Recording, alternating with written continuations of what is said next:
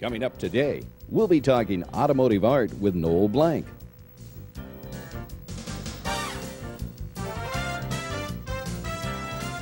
And we'll go for rides in a nice 69 Firebird.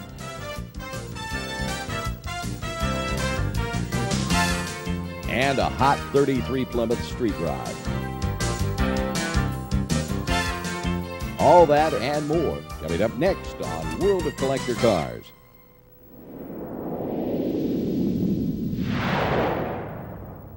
World of Collector Cars is brought to you by Introducing the new X-Side Orbital maintenance-free battery. The X-Side Orbital has been dropped, dragged, and drilled to prove it's tough enough for anything and perfect for your collector car. The new X-Side Orbital battery. Rare Parts of Stockton, California. Rare Parts supplies suspension parts for all vehicles from 1930 to current year models, specializing in collector car suspension and small run manufacturing. Rare Parts available through jobbers and repair and restoration shops across the country.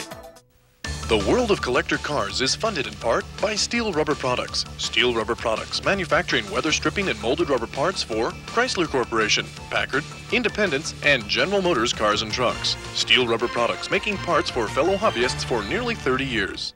Kimberly-Clark, makers of Noah and now new Desktop Softest Flannel Fabric. Desktop is the newest fabric from Kimberly-Clark, featuring incredible softness and breathability, plus 4 layers of protection for your pride and joy.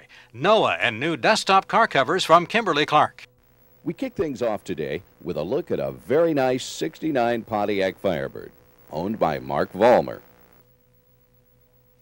About how long have you had this car, Mark? I bought it in April of 1990. And what kind of shape was it in at that time? Well, I bought it from the proverbial little old lady from the Bay Area, and it was pretty much stock, base model, 69. Fairly clean. Interior was clean, exterior was a little on the rough side. Had a secondary paint job, miracle job or something like that, flaking off, so it was decent. She hadn't raced it too much? Oh no, it was a grocery getter, that's for sure. She said that she never even had anyone in the back seat, just a few passengers on the side, and it was just a commute car for work. Those are the kind you're always looking for. Now, how about the 428 here? I know you've got the tags on it. Yeah, that was a factory option, or a dealer option, and I acquired a 428 motor 69 vintage for the car, and decided that I wanted to build it up mocking that option that some of the dealers provided. What are you running in it now? Right now I've got a mild 455 setup in it, you know, trying to do some touring and whatnot. But I do have the 428 back at the house. It's a little more radical, for sure. All right, well let's just kind of walk around this car if we can and take a look at it. It's a beautiful style. The style I've always liked it, of the Firebird, and it's got some unique features. Let's just walk over here and take a look at one of them. This hood tachometer, the tachometer, this was not the first year for this, was it? It was like 68, I think, when they came out, or? Yeah, I believe 68 was the first year that they came out. It also was an option that this car did not originally come with, but I added it myself. It's a very unique piece, that's for sure. Yeah. And you seem to like it, right? Yeah, absolutely. It seems to respond pretty well. It's a dampened tach, so you know when you really get off of it, it's slow to retrieve down to idle. But you know it's got a dual light system in it, so it's easy to read at night, and you know everybody turns their head when they look at it. That's for sure. Inside here, it looks like the interior is pretty much you've kept it stock, original. Yeah. Yeah, me and a friend reupholstered the whole interior, the new headliner, seats, carpet kit, the whole 9 yards, and we went with the DuraWeave type interior. It's a deluxe interior, and that's what the car originally came with. Now, with the exception, I should say, of that steering wheel, that's not original, is it? Yeah, no, the steering wheel is a Grant steering wheel, and I wanted to go with the original rally style wooden wheel, but the walnut trim just wasn't quite to my liking, and the 3-spoke type look wasn't quite what I was looking for, so I went with the mahogany wheel, and I'm certainly no regrets there. It's a beautiful piece. Yeah, it is. Anything else inside the car that maybe you want to point out to us? Well, it's like I said, it's all original. The door panels and everything are all original. The glass is all original. Everything in it's original, with the exception of the carpet kit, the seats, and the headliner. The dash is all original. The shifter, the console, and it's all in very good shape. Fortunately, like I said, the little old lady, she kept it quite nice. Looks like you got some new rubber around the windows there. Yeah. All the weather stripping has been redone. All the window felts have been redone. Everything to try and keep old Mother Nature out of the car has been replaced all the way around.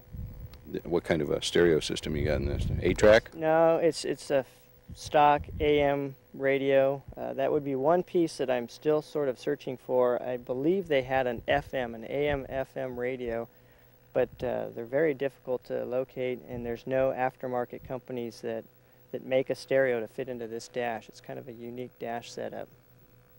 FM was not real big in 1969. No, I guess not. Does it have air conditioning? No, it doesn't have air. It's pretty base model. It does have gauges, an oil gauge and a water temperature gauge, as opposed to the light system. Now, before we get away into the engine compartment, a place like that, the color on it's not a stock color, but it's a very nice green. In fact, as you were mentioning earlier, in the sunlight, it gets rather brilliant. Yes, yeah, it's a newer '95 Ford light emerald green. It only came out on 2 different vehicles that year, the Windstar and the Explorer, and yeah, when the sun hits it really becomes very brilliant, and that's what really turned me on to this color. The wheels on it are there's some factory, probably an option for that year. Yeah, they're a factory optioned Rally 2 rim with the beauty rings and the center caps, which the center caps and are new, purchased, reproduction, and the beauty rings are original. Mark, let's take a look at that mill underneath the hood if we can. Great.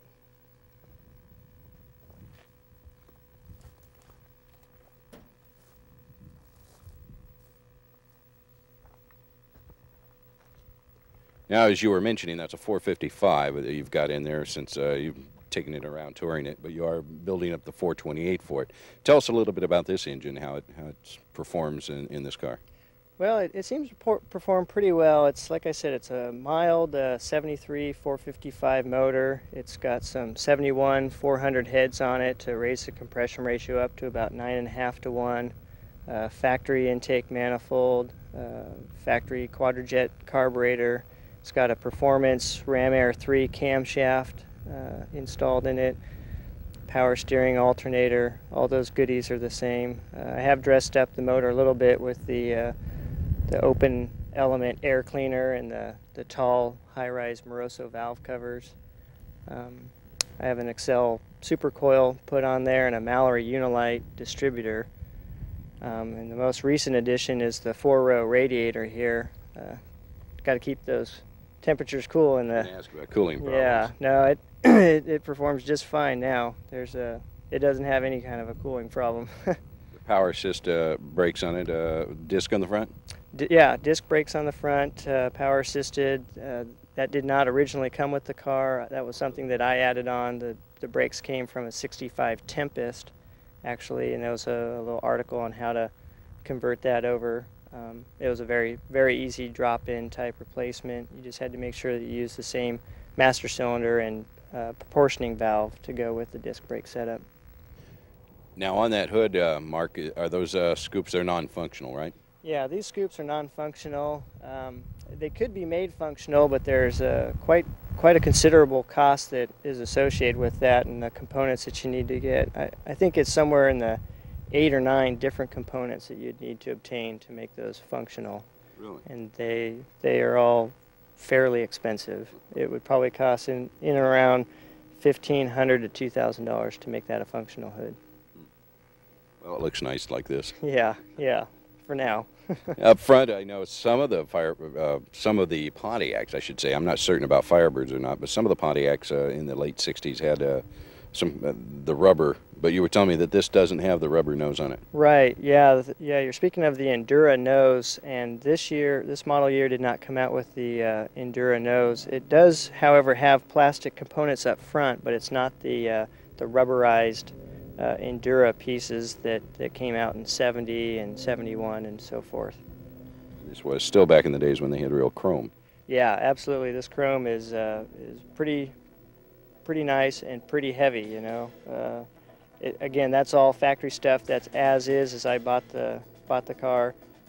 Perhaps someday, you know, I'll send it out and have it re-chrome, get a few of the little scratches out. But it's a pretty fine piece for being the age it is. Yeah, it's nice. This car is nice, and I know you love it. Is there any chance that you're going to get rid of it someday, or? I don't think so. This is my first restoration project, and I've really labored pretty hard in it. There's a lot of blood, sweat, and tears.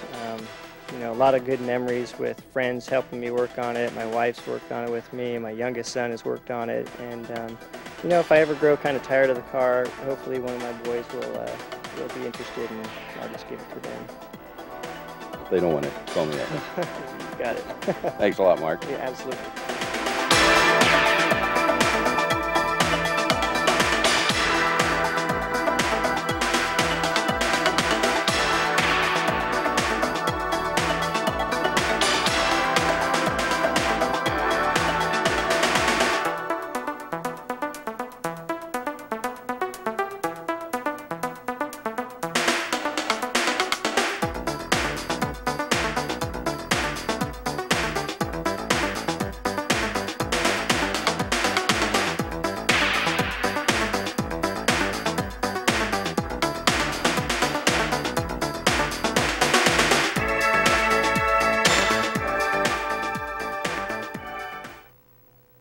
And then it was back to Beverly Hills to visit with Noel Blank to learn more about automotive art and his hot rodding family.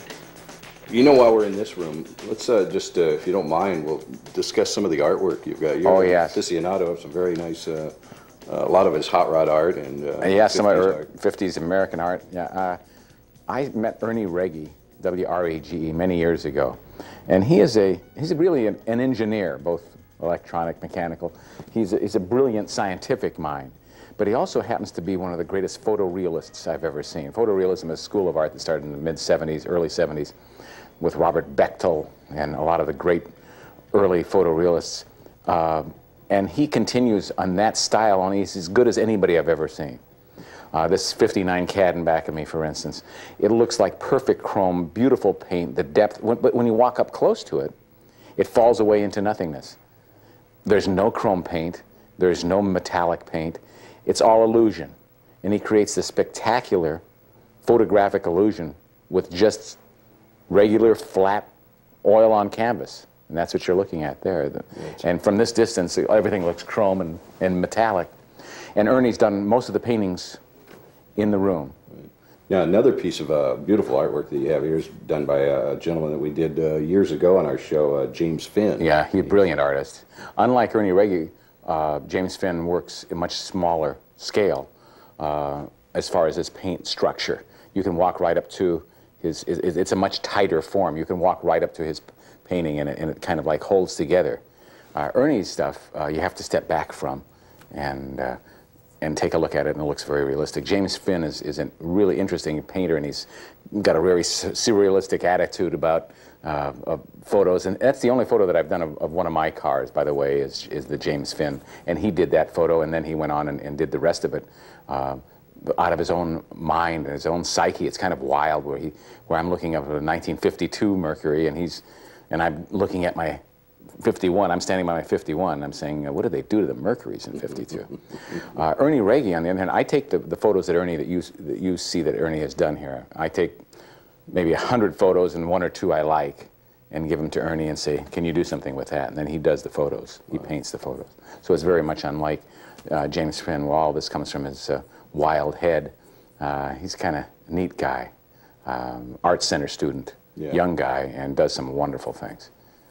So both, and then you'll see in the other room too, there's some paintings from Ernie Reggie. Ferrari room. Yeah, and one of the paintings that I'm going to sell in the auction is the painting of the 275 4-cam, and you'll see it on the wall, and you'll know who did that painting because he's probably the most famous of the car painters now. You know, Harold Cleworth, yeah. And Harold is a wonderful guy and has done just marvelous paintings in cars, and I think he's probably the most popular of all the car painters now. He's done everything from photorealism to very much draftsman-like work, like he did on this painting of the 275 that you see.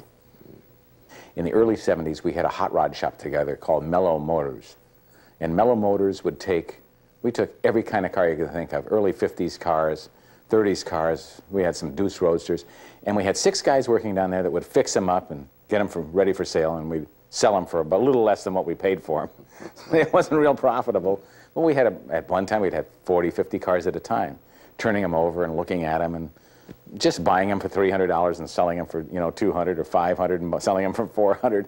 But you could buy a lot of great cars in the early 70s because that's when all the Econoboxes came out and people didn't care much about cars, so they were selling everything at that time. So over the period of years, we put together the collection that you see of Ferraris and early American cars, and the Edsel, of course, came later, that was given to him in 1989 or 88.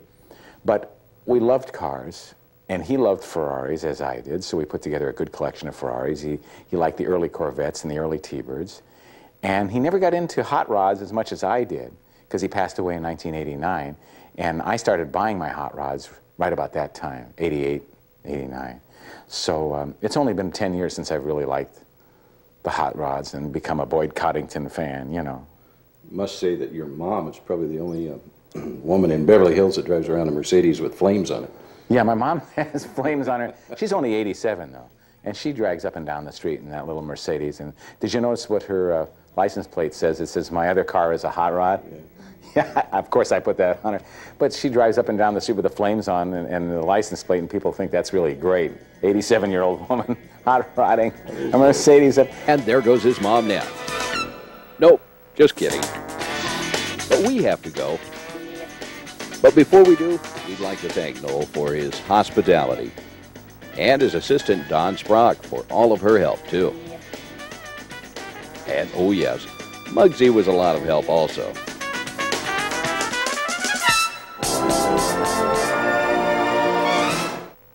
You don't get to see a lot of Plymouth street rods on the road, and you may never see one as nice as this next one.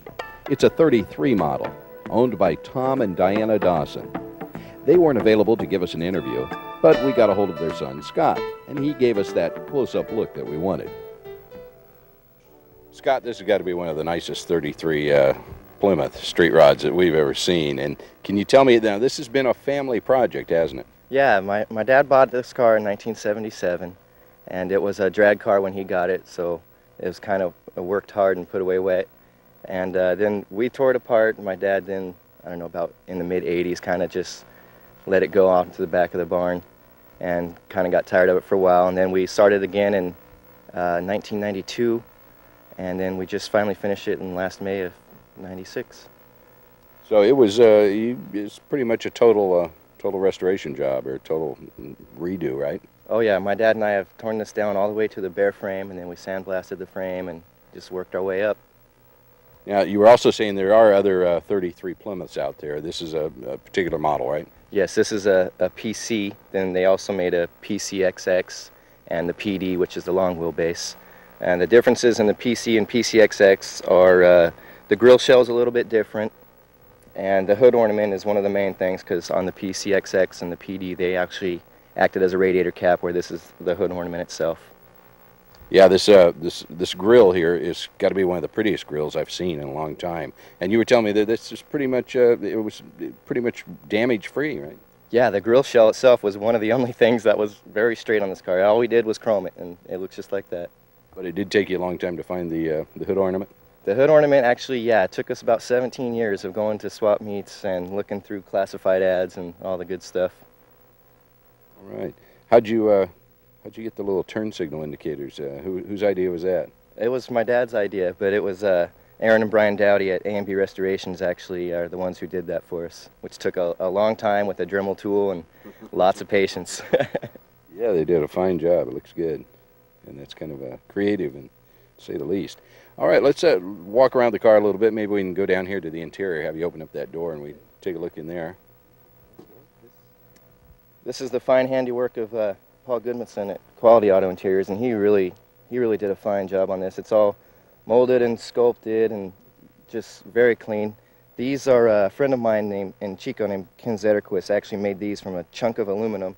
They're the suicide door locks, and he made them to match the handle and the inside handle here. So just kind of another unique thing that no one else has.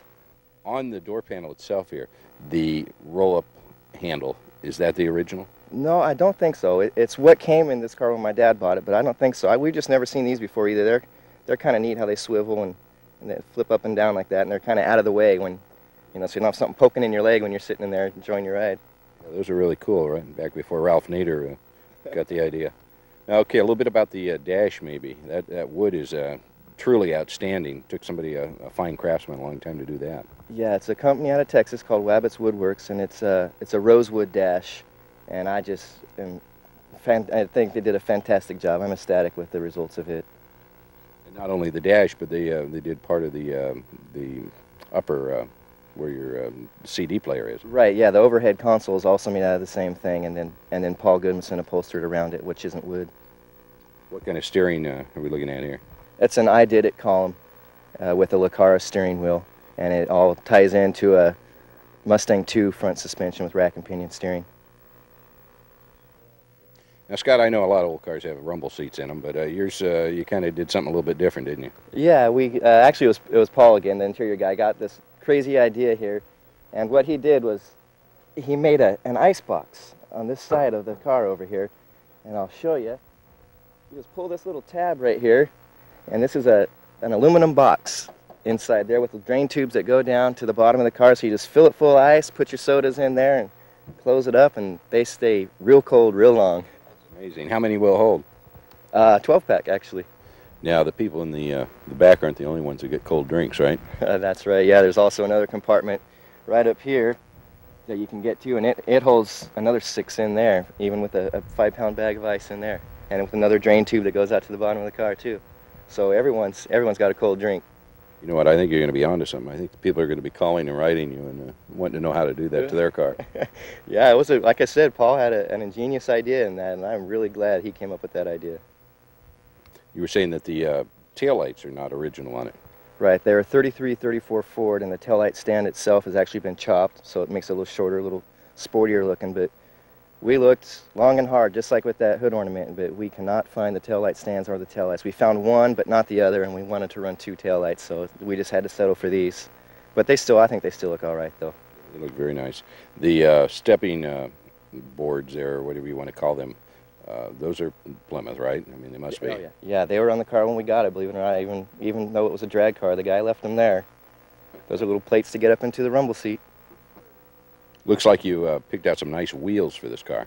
Yeah, they're centerline. They're called the centerline Eagle, and I really thought that the design on them looks a lot like the wings on the lady on the hood ornament. So I thought it was a nice little compliment to them.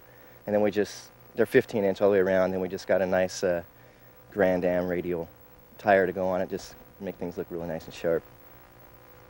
All right, now underneath, I know you're running a 350. It's been tweaked a little bit, hasn't it? A little bit, yeah. We're running some flat top pistons and an Offenhauser polished manifold with an Edelbrock 650 carburetor on it, and a turbo 350 tranny on it. Can we have you pop the hood on that? Sure.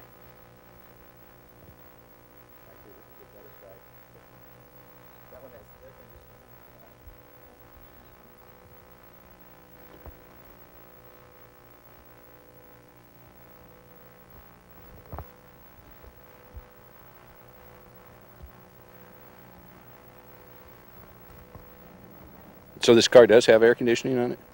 Yeah, it has air conditioning, but unfortunately we've never hooked it up yet.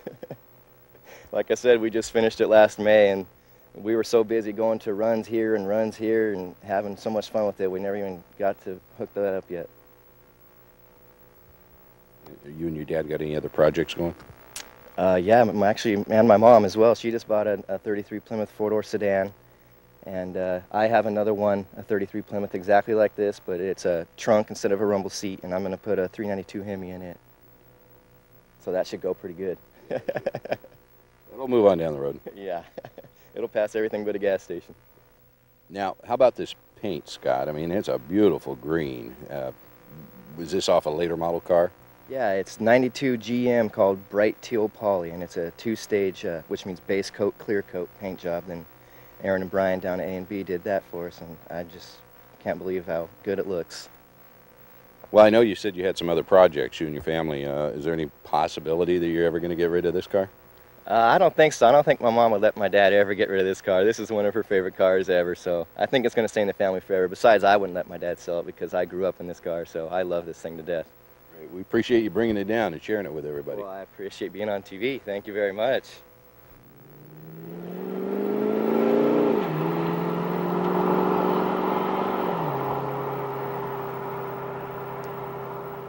World of Collector Cars is brought to you by Introducing the new X-Side Orbital maintenance-free battery.